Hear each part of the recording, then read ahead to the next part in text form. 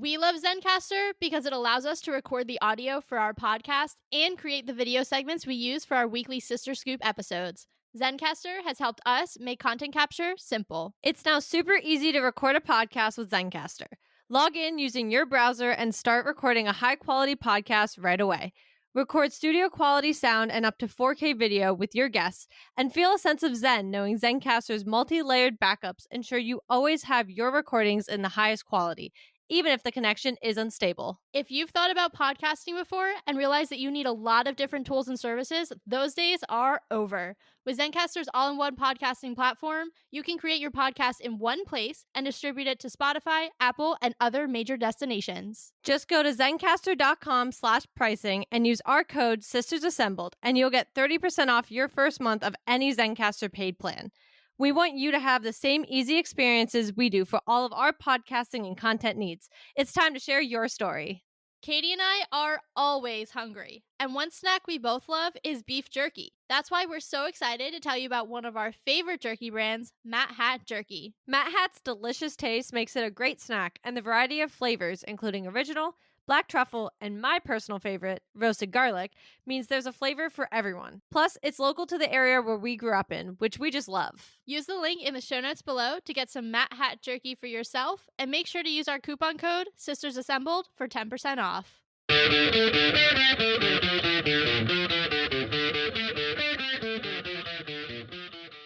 Hello and welcome to Sisters Assembled, your home for all things MCU. And we are continuing our coverage of Daredevil Born Again, this time diving deep into episode 7. And without giving anything away, I'm going to say that Kate and I have been chatting and we feel the same way and we have some big feelings about it. So get ready. And Kate, I'm going to turn it over to you. I think I'm going to start by just saying the episode as itself, as just one solid little episode, I think was fine. I enjoyed it. This is my perspective. I didn't discuss this part with Taylor. But I personally enjoyed the episode in it of itself.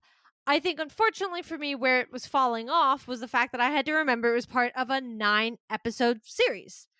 And it was number 7 of that series. So I think that's where, to me, my mixed feelings start with how this episode kind of panned out in the long run. Because in the bigger story, I'm now concerned. And I hate saying that about Daredevil. I hate saying that about this show because we've said this about the likes of A Secret Invasion. And how'd that go for us? You know, like, shows that have done historically very poorly are usually the ones that in episodes roughly 4 or 5 we're already saying, hey, there's a lot going on and we're not really sure how this is gonna go. And caveat with this one is the scapegoat is that there will be a season 2. That makes me a slightly less nervous, but still I'm not happy. I'm starting to have some concerns about how this may or may not wrap up. Yeah. I think if I'm frustrated overall, but I think if I'm going to look at it objectively, I too would say that episode 7, Living in a Vacuum, is an enjoyable episode of television. You got action, you got Daredevil back, right? Like fully back for more than like 5 seconds. So we're actually seeing a Daredevil show about Daredevil. I personally didn't mind that we didn't have the character of Daredevil, Matt's alter ego. I thought it was perfectly entertaining up until this point. But for those people who maybe felt like, why am I watching a Daredevil show with literally 5 whole minutes of screen time for Daredevil? This is the episode where you're finally like, yep, he's back. Like, he has embraced his quote-unquote darker side. So fine. Episode 7 in a vacuum. Perfectly fine. Perfectly entertaining. I 100% agree with you that if you are looking at this within the larger 9-episode arc, it is honestly incredibly frustrating. And I'm going to list out the reasons. 1, you could kind of nerfed Muse. I really thought they were going to drag that out. I mean, last episode we talked so much about the cat and mouse between Daredevil and Muse and what that was going to look like. Instead, he killed him. Well, actually, Heather killed him in the next episode. Yeah. There was no buildup. He just immediately went for Heather. And it was just so anticlimactic. Honestly, it was really, really frustrating. So that's piece 1. Piece 2 is now I don't obviously we're going to get the anti-vigilante squad, or I forget what the actual official name is. It's anti-vigilante something. Task force. Thank you. I knew there was a word that was not squad, but we're going to get them and they're going to be a problem. And I think we're getting closer to the actual legislation because there was that conversation with Kingpin and his worker whose name escapes me. I'm really struggling with the names today, folks. I'm just going to let you all know at the beginning of the episode, so be forewarned. But you had that conversation in front of the window when he finds out that Daredevil's back. He obviously has a very emotional reaction, and he's starting to, you can see, put the pieces together for a more formal rebuke of vigilantes. So that's going to be a problem, the task force. But there is no way that with 2 episodes left, you should have killed Muse. That is so problematic to me in terms of the overarching storyline of season 1. And to your point, I too now am concerned because I don't know what to expect. And I'm like, what's going to be the big, like, season finale? I don't know. Like, I don't think it's going to be the task force. Like, I'm really frustrated. Honestly, that's the best word to describe how I feel coming out of this episode. Let's zero in on the whole Muse thing first, primarily because last episode was one of my favorite we got to record in a long time because I enjoy the topic of serial killers. I find them fascinating. And so I was really excited to watch Muse do his thing. And he didn't. Yeah. I think what I have so many feelings. Hold on. I think what honestly some of it for me was from the perspective of what I enjoy and like kind of like to do to get into the heads. Like I'm a Criminal Minds junkie, guys, okay? Like let's understand this as I roll this out.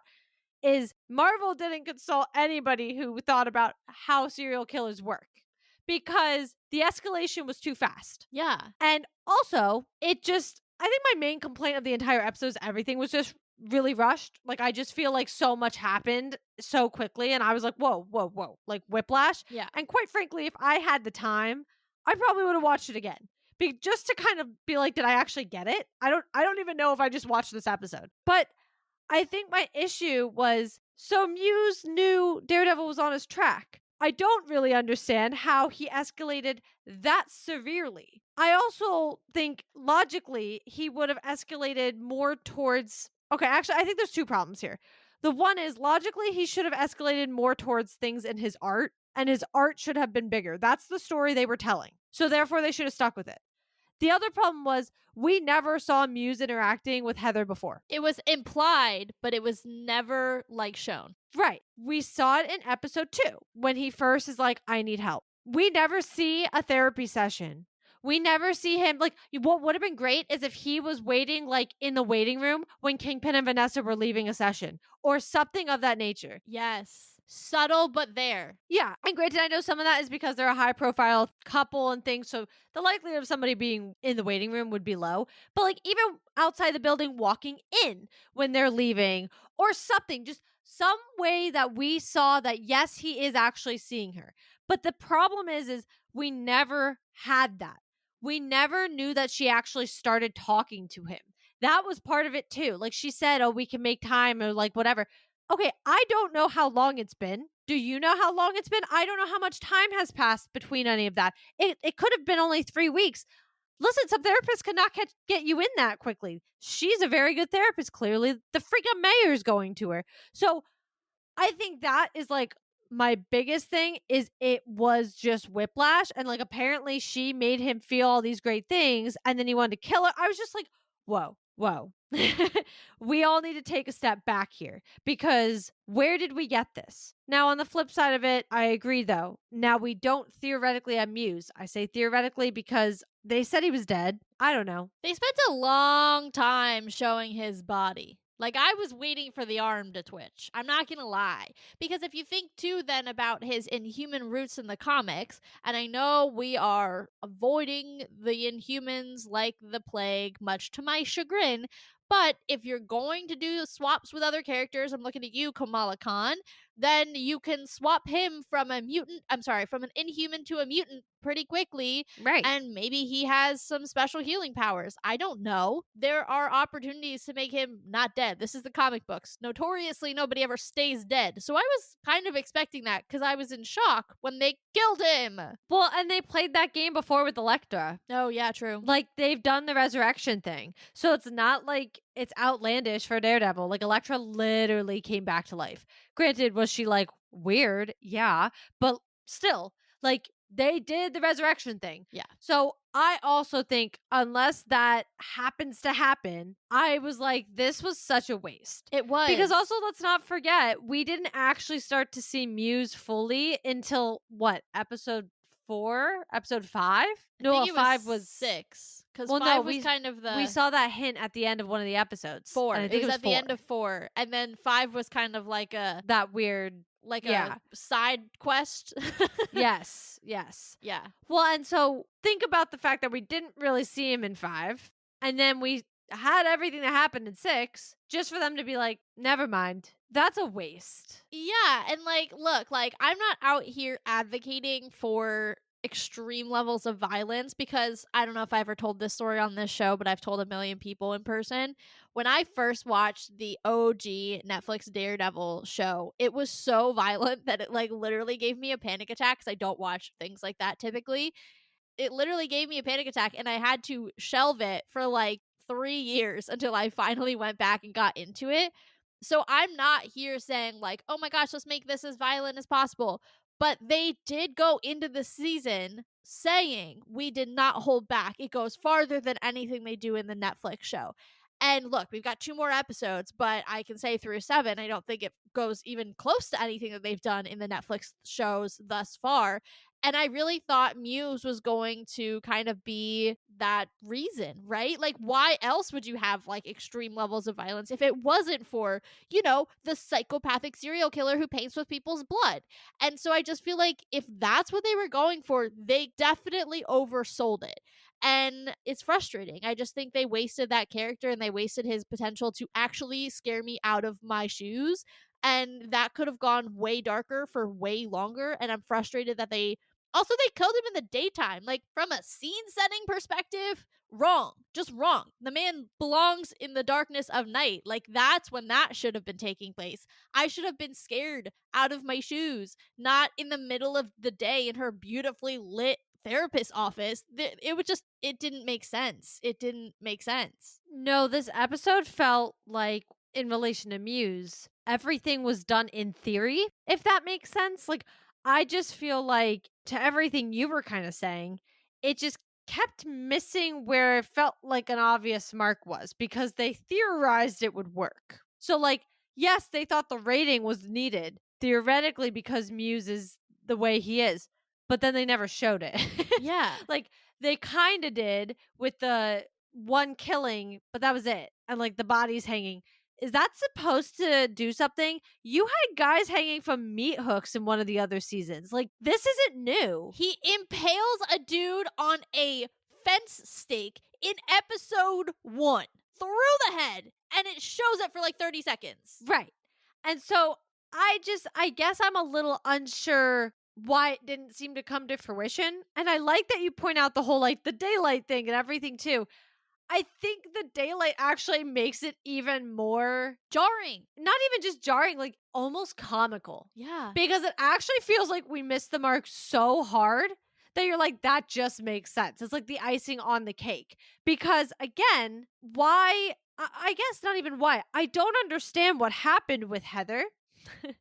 I don't understand the escalation right there. Because again, it's all implied. I understand that Daredevil finding him was supposed to quote unquote escalate him. They even say it in the show. Yeah. But it doesn't escalate his art. He like weirdly goes to therapy and decides to escalate there, which again, we didn't see any of this before. So it's that in itself is just so jarring that now he's sitting in therapy, but he's also like, haha, I'm gonna kill you. Like, what is going on?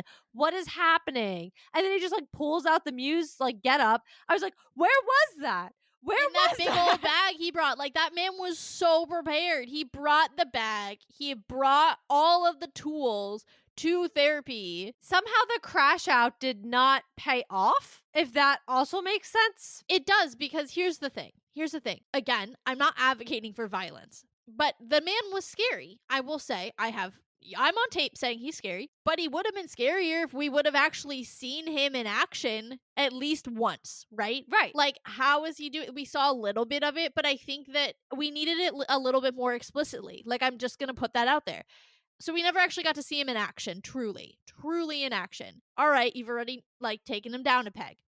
Then he supposedly has this fixation with Heather. And look, I think what they were trying to do, if I'm going to throw them a bone, is I think they were trying to make the big reveal that Heather was the therapist, right? That she was the fixation because Angela in her bed even says, like, in her hospital bed, is telling Matt, like, he had all of these sketches, right? And then we see that these sketches were of Heather. So I think it was supposed to be more of a moment where it was like, oh my gosh, it's Heather. But like, let's be honest, we all put this together literally in episode 2. I called it. Yes, you said episode 2. You were like, that's the guy from Wednesday. Like, that's going to be Muse.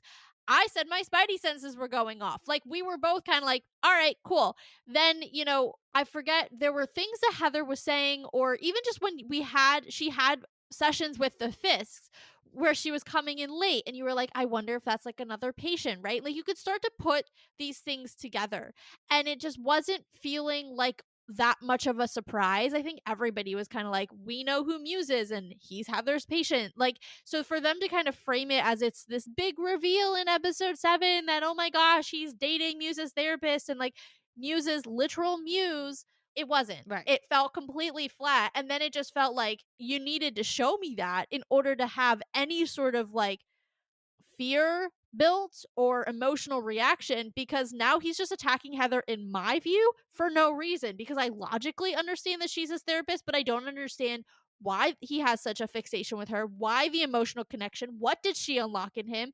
I don't know. I needed at least another 2 minutes of a different therapy session to show that they had built a rapport, and that is why she became his fixation. Otherwise, this might have been their, I mean, obviously from their conversation you could tell it wasn't, but like in an audience's perspective, this could have been their very first session, and there was absolutely no build up to that whatsoever. That was just, yeah, I don't know, that was a miss. It was too obvious on the whole therapist thing from the beginning, in my opinion. I mean, like I said, I called it. I like straight up was like, okay, so that's Muse. Yeah. And clearly she's going to be his therapist. And I think I predicted he would probably at least try to kill her, if not kill her. She almost died. So I should not, from episode 2, have been able to predict almost an entire episode towards the end of the series. And I feel like I did. Yeah. And that's sad. I've said this before. I like being right, but not like that. When you're that when you're that right, it just means the writing was predictable. Right. And I hate saying that about this show because y'all know this has been marked on my calendar, March 2025, from the moment it was announced. And so for us to now come to episode 7 after pretty honestly being in like the 98th percentile of really liking the show up through 6 episodes, and to come to episode 7 and say underwhelming, predictable, doesn't lead, like, it doesn't make sense in the wider arc of the season, makes me nervous, all things that we've either hinted at or directly said this episode, that is so disappointing to me, and they have a lot of work to do to fix my perception of this season in episodes 8 and 9, and that's a lot of work to do in 2 episodes. Well, let's talk about that, because the bone I'll give them from my end is that my assumption was, if you're going to nerf Muse, which again, we shared my feelings, we know how I feel, I think that's ridiculous, but whatever, you're going to do it. The highlight then needs to be Kingpin and Daredevil, which I think is the direction it's going to go. My problem with that is they're great. They're great antagonists to one another. I enjoy their storyline, but it is now, to me, considered a B plot. It never needs to be an A plot again. We've seen it in the first season. I'm not over it, but not enough to be like, it was all for this, you know? And that's what I think they're setting up. And again, quite frankly, like, okay, but like, is he gonna fight Kingpin in every single season? Because let's not forget, Kingpin was a huge part, even in prison in season 2, played a huge part to that storyline. While the Hand was, technically the villain of that season, Kingpin was still heavily involved in things that were happening. Same with season 3. Now with this one, and I get it, I understand, but like, he again can be what he's been in episodes 1 through 6. He's there. They still can play off each other. They can still be very interesting characters in each other's lives and still be antagonists and still align where they do and everything else.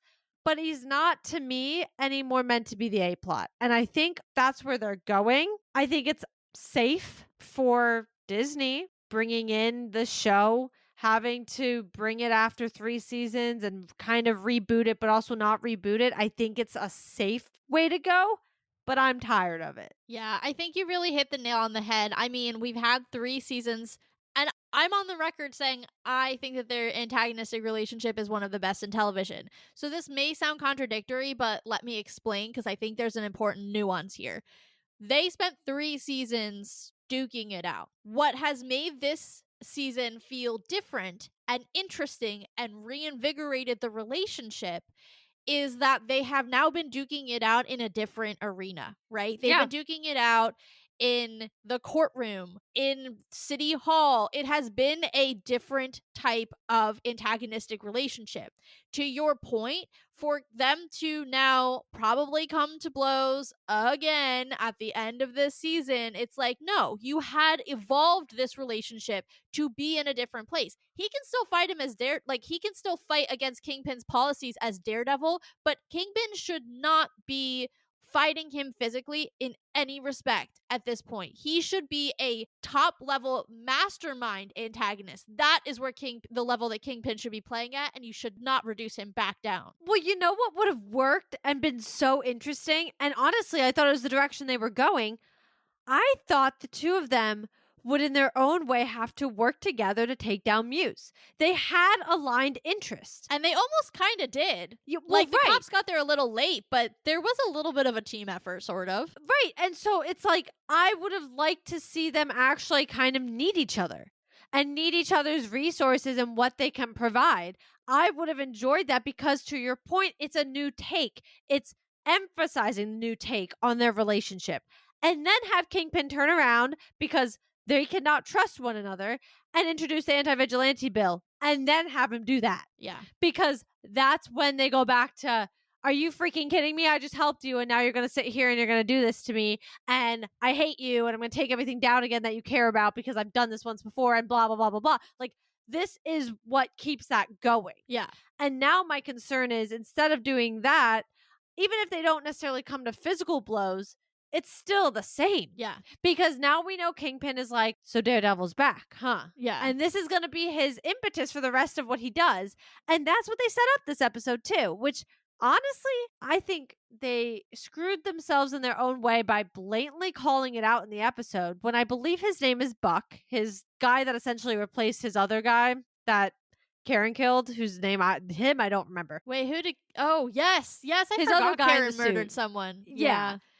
He pretty much replaced that dude, but I think his name is Buck. But when Buck even straight up says, like, you're gonna let all of this, like, history really be what drives you, and I straight up was like, maybe don't write that into the show if that's exactly what you plan to have this man do, Yeah. because it's weak writing. It is. And it also, like, look, I understand that they're trying to tell this story where both of them were trying to move away from their kind of internal, like who they are on the inside. Like at their basest, most raw level, they were both trying to evolve, right? And we saw that kind of come to a head for both of them, right? Even in the conversation that Matt had with Heather, where she's calling out, like, you're having a trauma response, and he just chuckles. He's like, yeah, welcome to my life. But like she was saying, like, you are struggling to deal with your trauma. He was telling her he was struggling to deal with his trauma. Yet all of this time, he was trying to live a different life, to live differently, which he called his like fake life, essentially, which was hilarious. But it shows that that's how Matt was doing it. He was living differently. In Kingpin's respect, he was moving away from his actual empire and into a more legitimate realm in politics, going after a legitimate form of power that he obviously could not have as the kingpin of crime. And I think the story that they're trying to tell is that these two try as they might to come out of the trauma, out of the violence and the crime, they're going to revert to who they truly are. I think that's at the end the cycle that we're going to have. But I think it would have been more interesting to actually have, you know, a kingpin who is trying to do it the legitimate way, because that just makes him more dynamic, and it also makes him more sinister because that makes him so much more strategic, right? He has to think 3 steps ahead in order to get his aims the legitimate way, more than he does when he is leading, his group of bad guys. And so I think it just kind of diminishes him as a character. It makes him more one dimensional, whereas they were really exploring many, many different facets of who he could be. And I just think it's a huge step back for him specifically. Matt, like, he's going to be Daredevil. That is what it is. And whatever, and I think that's good, right? Like that's the character. But with Kingpin, I thought it would be more interesting, at least for longer, to have him play that true mayor role. I think for Matt, though, it would have been just as interesting to bring a different perspective, maybe, to the Daredevil role. Instead, I feel like he just went right back to the version of Daredevil he was, which, listen, no complaints, but he hates that version of him. Yeah. Like, I don't mean to be rude, but that's literally his entire inner struggle is like, where to draw the line, and should he even be doing this because it's wrong, but also it's right because the law doesn't, like, it's all the same. And I think it would have been kind of interesting, and they painted that from the beginning with, Hector being killed, even though his trial he was acquitted. And what else was it, something else with the police that I don't remember. Oh, just like the dirty police and the stuff like that. Like, they painted it from the start that it was going to be the law is never going to actually win. And that confirms Matt's whole reason why he's Daredevil half the time is Yeah. because he's like, sometimes the law does not do what it needs to do, whether actually or just in time or whatever, and he can do it. He can get it done. So while yes, it's been painted that whole time, I just kind of was wishing he would go from a different perspective if he was going to put the suit back on. It's been a year. And the reason he stopped wearing it was because his best friend died. And so I do feel like there were so many different ways to bring him back, cuz even with the law firm, he's doing exactly what he did before. Yeah. Like, it's the same thing that he did to Foggy in the first season. Leaving Kirsten high and dry. Yeah, exactly. Because it was more important to him to be Daredevil. And so I think it's hard because I'm not seeing growth from him. Like, I think Kingpin in his own way is still, while he's reverting, I do still think he's trying, because I know, or I think he knows he can't be a completely dirty mayor. He's Yeah. already got a million eyes on him. He's smarter than that. So I think there's still potential for him to be a very interesting character and to still add dimension. Is it as much as maybe we were hoping? No, let's be real. I actually think for Matt, I'm like less thrilled about his character because I don't feel like there's any growth happening. And some of it comes from what he apparently sees as his life right now, is it almost being fake. But I mean, and granted, dude, like, you're dating a therapist, like, progress. Yeah. Progress as a person. Because again, this is like all the same. Oh, Matt's checking that box and that box and that box. It's the same kind of thing. And I would like to see him progress. Honestly, even if that comes to Daredevil killing, that's something, Like, if I would have wanted him to kill Muse. Yeah. Cross the line. Yeah. You didn't do it to Bullseye for Foggy, do it for Heather. Yeah. And I thought he was going to. And so I think I would have liked to see him cross that line into the unknown. That line he's been playing with for now 4 seasons. Do it. Do it. Do something different. Like, Yes, change break in the some cycle. way. Yeah. Yeah. I do want to revisit really quickly when it comes to Heather. I think there's an interesting lesson to be learned for Matt that I don't think they're going to address, because, to your point, unfortunately, Matt has truly reverted to the old version of himself. And there was nothing wrong with that. The complaint, to your point, is more just that we're not seeing the growth in him that I think we all would like to have seen. But I do think it is interesting that, obviously he lost Foggy, and he was probably targeted because of his relationship to Matt. I don't know. I don't remember, because it's been a long time, whether or not Bullseye ever knew Matt's true identity. So I'm not sure exactly why if he didn't, like, why he targeted Foggy, but it is neither here nor there. Let's just say, for argument's sake, he was targeted, right? Which we do know.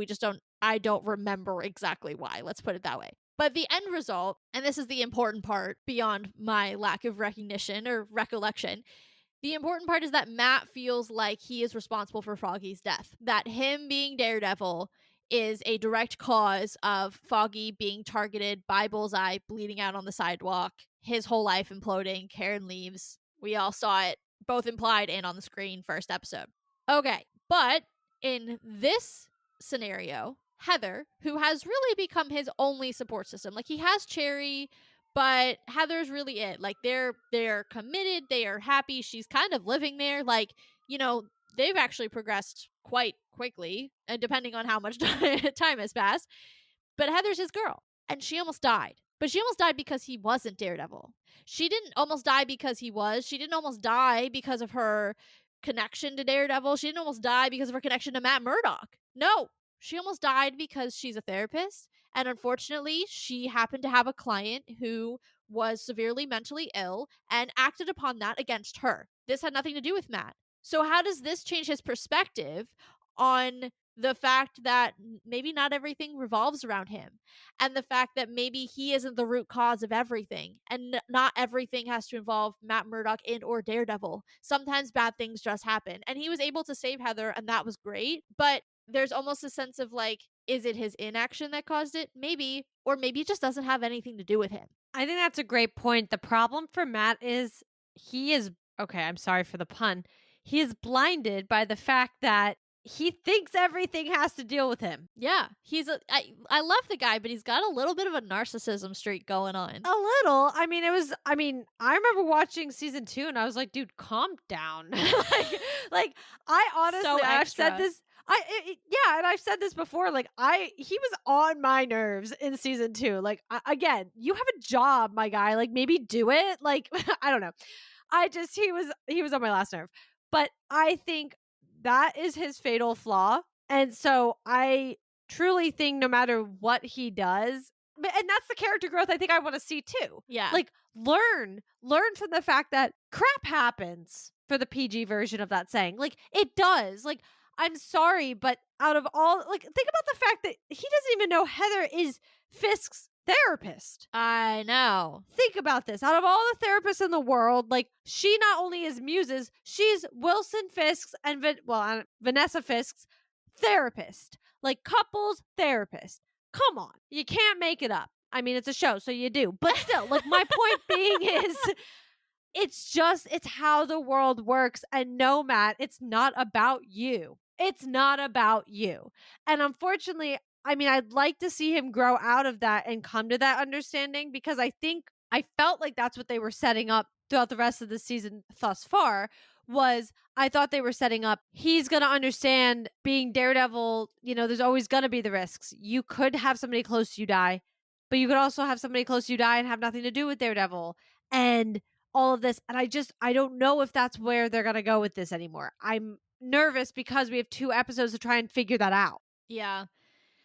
Yeah, I don't know. I just feel like actually I think they've done a better job writing Kingpin this season than they have Matt Murdock. I kind of agree. Yeah, it's a little bit of an interesting conundrum to have your villain. I mean, look, like other things write the villain better than the protagonist, but this season has been kind of unfair to Matt, I think, in just how he's written and in his. I mean, I like the split screen time, but honestly, the Kingpin storylines are more juicy. So he's not getting the best of the storylines either. No, I agree. And I think the problem is just like the emphasis of the season was to work them in tandem, but yet they didn't get worked in tandem. Yeah. So by accident, Kingpin is excelling into a different type of character. And again, maybe it's not as far as we would have hoped. I mean, let's be fair, it's still Kingpin. Yeah. He wasn't going to become like the best person ever. Yeah. Like that was never going to be the reality. But I do think we're seeing such an interesting perspective of him and how he's being mayor, and just seeing the things that he does and how he's influencing. Like, look at his little intern. Oh, yes. Threatening BB. Like, I think it's very interesting to see how he's influencing without necessarily influencing or meeting to, and just how he is thinking about this, because he's not a career politician. He's a career criminal. So he has a very different perspective of coming into this mayorship. And I'm intrigued. On the flip side, it's like they kind of put all that into the Mayor Kingpin storyline and forgot they needed to progress Matt. Yeah. And so Matt's progression is just slowly deciding to put the suit back on. That's his progression. Yeah. I think that's a fine progression. if you would have shown him really mourning for Foggy, getting through it, or at least working through it. Now, you don't really get through something like that, but working through his emotions. But you did a time jump instead. You avoided it. Fine. But then when his progression is meant to be how he gets back into the suit and what that could mean to him, well, I'm missing the whole other chunk of it. Like, it feels like Foggy's running like really below everything, but he's somehow influencing all the other stuff. Well, and I think Heather put it really well when she was like, you are just like weighed down by trauma, my guy, right? And I think so much of Matt's issues is that he has never dealt with any of it. Like, if you just like think about, right, his mom leaves him, he has his accident, he's blinded. That is literally all before the age of like 14. Then his dad is murdered. All right, cool. Not cool, but like, you know what I'm saying? Like, that's just like the next thing. So now he's an orphan, which by the way, his mom was a nun at his orphanage, which he finds out in adulthood. So that's just childhood. Then, as an adult, he has a best friend's murdered. He has a girlfriend, almost murdered. His other best friend that he kind of had a will they won't they with, she left. And that's just the things I can remember off the top of my head. That's the highlights. I'm sure there's more. So this man just keeps like literally dumping trauma on his trauma and then stamping it down. And then finally this episode he was like, "Yes, I'm not dealing well with it." And it's like, "No crap, Matt. Like actually deal with it, and you might be able to balance Daredevil and being Matt Murdock because they don't necessarily need to be antagonistic. You just need to find a way to think about it healthily." And I understand that part of that is that's Matt's inner devil, that's his, battle. But maybe like a little bit of work wouldn't completely unravel his character. It would just make him a little less stagnant, maybe, because he's having the same conversation that he had in season 1.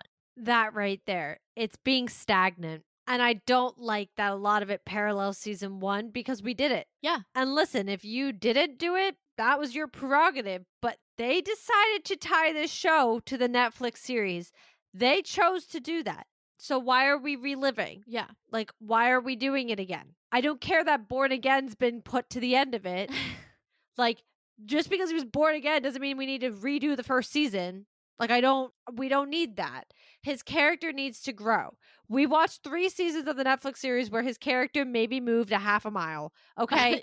Like a tortoise. Like Yeah. a tortoise. Yeah. It took literally 13 episodes, 3 times. What is that? 39 episodes. Plus the Defenders. Yeah. And that entire thing was about him because of Elektra. Yeah. So, including that, let's say 45 episodes, roughly, give or take, and his character struggled to make some growth. Okay. This needs to start to happen for him. And when you're bringing him back into something like this, you are given the opportunity to do it. So I want to see him grow. And I think he was. Like, I was really intrigued by his new life. Yeah. I was really intrigued by getting to see him actually be the lawyer he always had the potential to be. Yeah. Look how successful he's been. He has apparently a great girlfriend who also, like, love her, kick some butt, girl. She's like, the best. You're literally bleeding out and you kill somebody dead shot. Like, beautiful. You're awesome. Like, but also a therapist. Gotta love that too. Like, this girl is a well-rounded individual. Yeah. And it's working. Like, his life is working. And I would have liked to see him continue to be growing as an individual in this life and then bring Daredevil into it and work it in a new way. That wasn't how he did it before. Let's learn from our mistakes, which we're not currently, and become something different. Yeah. Allow yourself to. Because the story's different. Your antagonist, while the same, is also changing. Change with it. Yeah, I agree. I think it has become very evident in episode 7 that Matt is the same character and unfortunately keeps being the same character. And I like who Matt is, but I don't need 50 something episodes of it. And I just think throw us a bone. I mean, there was more growth for Jessica Jones in her first season than Matt has had to this point, period. Yeah. It's very, very frustrating. And I really hope that they do a better job of, I don't even know that it needs to be focusing on Matt. They just need to write better character arcs for Matt. Like, because they don't actually write an arc. They write a flat line and they go, Matt Murdock, yay. And again, love the guy, but 50 something episodes. I do want to talk one more thing about Kingpin. And this I want to get your POV on this because I don't trust Vanessa further than I can throw her. Not anymore. The ending. So, here's my question for you because I think this can be interpreted two ways. Did Vanessa put a hit on her husband because she wants to be the queen pin? Which, honestly, Work. the way that they talk about her business prowess and how she ran that better than him, get your bag, girl. Get it. Work. But did she put a hit out on her husband? Or did she find a way to eliminate Luca without any repercussions? Because Luca has a big mouth. Luca was becoming a problem. And if it is shown that he went after Kingpin, and that's why he was killed by Kingpin, to the other heads, it would look like a justified killing. And Kingpin seemed pretty calm. Now, he's not a guy who shows his cards, but Kingpin seemed pretty calm, wanted to know if Vanessa wanted some leftovers. So, my question is, was that, and also they are both three-dimensional thinkers. They're thinking a few steps ahead. It seems incredibly short-sighted for Vanessa to think that he's completely unguarded. That's what makes me think, if I'm going all conspiracy theory, that that was a very elaborate roundabout way to get rid of Luca in a way that would not set off any of the other heads in a mutiny. No, I think that's exactly what happened. Because here's the other thing. While Vanessa really does like the role of being in charge, I think she still respects her husband. Yeah, and she still loves him, or she wouldn't be in therapy with him. Well, and quite frankly, he is still the mayor. Like, she can't sit here and do a little revolution against him or a mutiny against him and call it a day. He's the mayor of New York City. Yeah. So she's smarter than that. Yeah. If she really wanted to play that game, you could do it in the shadows. You wouldn't have done it like this. I think she had to remove Luca because, quite frankly, he also was just dangerous. Yeah. You can't talk like that. I understand his sentiment. It was a fair sentiment. She clearly had things under control by all means and thriving while Kingpin was not there. However, at the end of the day, you can't be sitting around saying, oh, it was better with Vanessa there. Oh, it was better with Vanessa, because Vanessa and Kingpin, what are they working on in therapy? You are a unit. Yeah. You are a Partnership. couple. Yes. And you are equal to each other. And you need to understand that. And he needs to understand that just as much as she does, because that was not necessarily always the power dynamic. Let's be real. Yeah. But that's shifted in their relationship. If she were that dumb to put a hit on her husband and think it would work, then she's an idiot. And Vanessa's not an idiot. Well, not to mention, if we're gonna tie in some other appearances, the man was shot point blank in the eye and survived. What does he think is going to happen if you just shoot him in the head? You gotta get like at least 6 rounds in the guy, because clearly he's got 9 lives. Yeah. Well, that's what I mean. I truly think she was just removing Luca because, well, for a lot of reasons, but again, like I said too, what he's spewing to her face is stuff I'm sure he's spewing to people around. And you can't have people in your circles, in your criminal circles, saying that crap. You can't, because that's how people that's how somebody actually purposely tries to make the move. Yeah. Not being manipulated into it. Somebody actually tries to go for it. And again, he is the mayor of New York.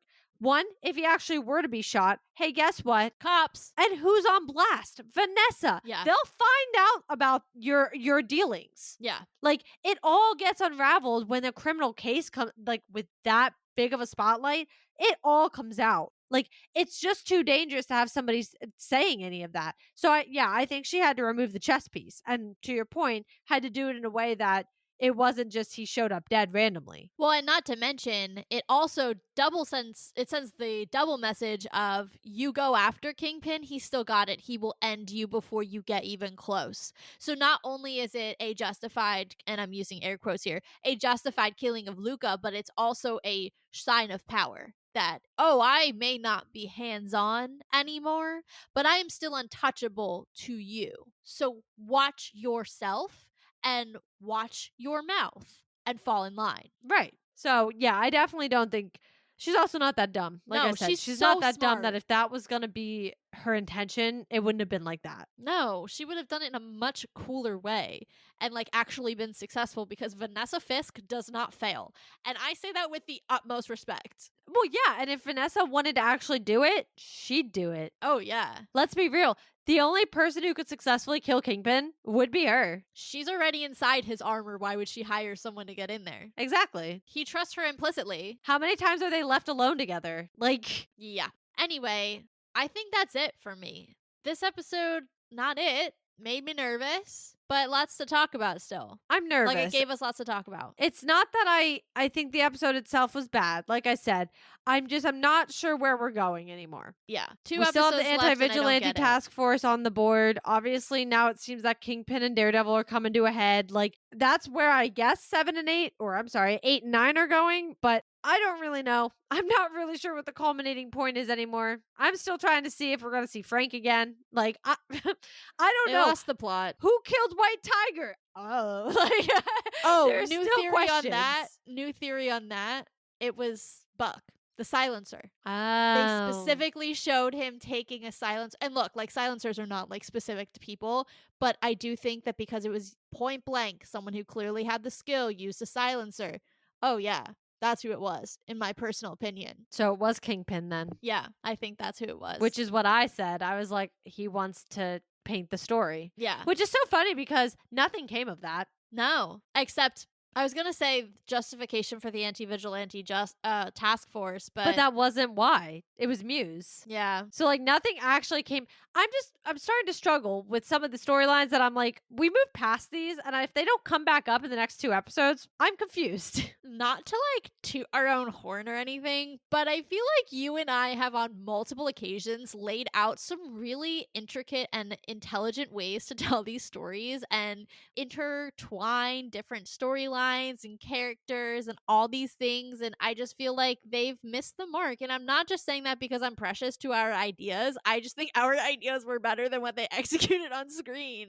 I mean, my only hope can be that they execute something great in the next 2 episodes. That surprises me. And it'll shut me up. Yeah. It'll shut me up. Shut me up. I want to be shut up. You know, like, I do agree. I think there are some solid plots. Like, I think where we saw this going directionally, I don't think is where it's going to end up. Yeah. Because, like I said, now we have 2 episodes left. And I mean, like, we moved on from the whole, like, somebody was pretending to be the Punisher and then killed Hector. And, like, we didn't address that. Ever. Frank straight up was just like, it wasn't me. And then that was that. And I was like, then why'd the guy dress up as the Punisher and go through all that work in case somebody saw him? Down to the like embossed bullet. Right. Yeah. Like somebody went through the work.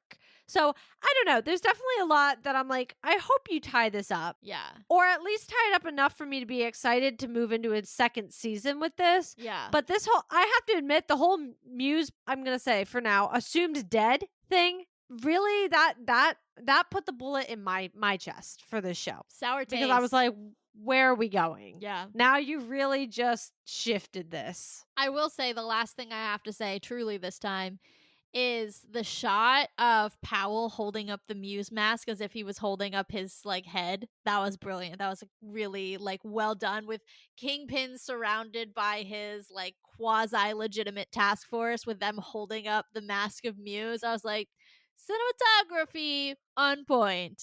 No, it was. And I just want to add to that really quick because we didn't really talk about the anti-vigilante task force, but like they were kind of weirdly nerfed during this too. Like I thought they were going to be like baddies, and instead like, and I should not say baddies as in like bad, I mean like bad guys, not like baddies, but like